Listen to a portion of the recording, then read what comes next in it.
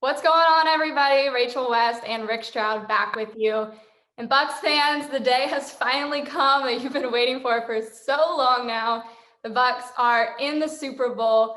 They'll be taking on the Chiefs in a couple weeks, rematch of earlier in the season where it didn't go so well for the Bucs, but we'll see if they can turn things around.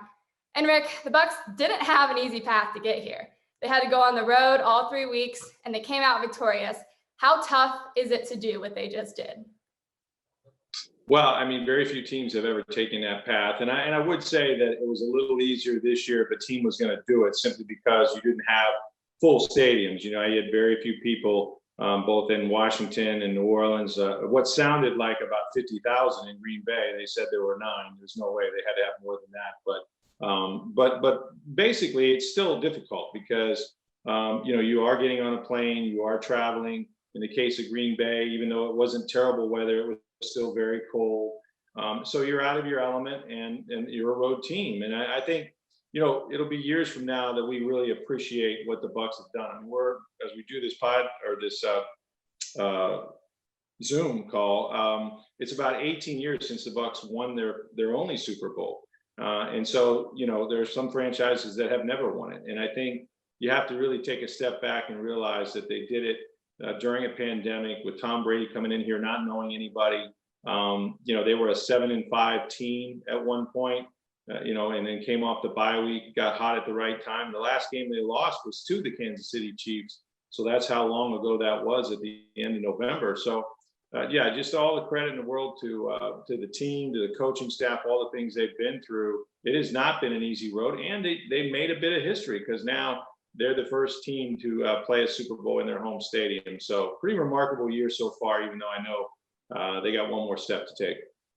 Right. And so let's talk about Tom Brady. Quick story time here. I went out to the airport when the team came home the other night. I was talking to fans out there, and one of the fans, we asked, your thoughts on Tom Brady? Is he the GOAT or what? And he was like, he's the best of all time for sure, but I wouldn't say he's the GOAT. I'd probably call him more of a mystical unicorn. That, to me, best line of the night, my favorite line ever, pretty much. First of all, I want to get your thoughts on that. And then secondly, where would this team be without Tom Brady right now? Well, it's fair to say they wouldn't be in the Super Bowl. But as far as the mystical unicorn, I'm not sure what that means, but I would agree with him. He is more than the GOAT. And he has done that this year.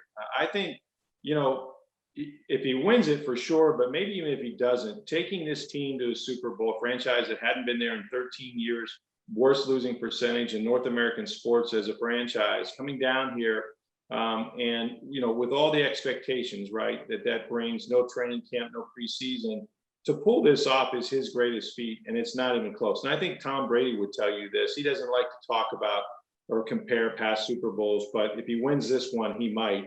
I think he has put himself in a position of being one of the all-time greats in all of sport, transcending his sport to someone like Babe Ruth is what he is in baseball. That mystical unicorn, if you will, when you talk about, Muhammad Ali, Michael Jordan, certainly. I just think that he has transcended. Now he's gone beyond just being the greatest of all time in this sport. He's one of the greatest all-time winners, athletes, whatever you want to call them, in all of sports. So this has really been, again, just another chapter. I mean, 10 Super Bowls. This is his 10th Super Bowl. It's just remarkable. If he were a franchise by himself, he'd be one of the most successful in the history of the game. So, you got to give all the credit to Tom Brady for sure. And where they would be, I just don't think they would be here. I think he has been the difference. Yeah, it really is amazing what he's been able to accomplish this season. Hopefully we can coin this term, mystical unicorn. I don't know. I think people would like it. I think it's good. But obviously, so they're not playing this coming week. They got a couple weeks to prepare for the Super Bowl now. What are these next couple of weeks going to look like for them and the Chiefs when they eventually get into town? Yeah, well, because of the pandemic, this is not going to be what a typical Super Bowl would be. I mean, this is the week that's in between the games. And, normally you're dealing with tickets and you're dealing with all this other stuff. They'll have a couple practices this week. They'll try to keep things as normal as possible, probably practice Wednesday, Thursday, maybe Friday, take the weekend off. And then the NFL sort of takes over on Sunday. I'm not sure what they have planned. There's usually a big Super Bowl Sunday night.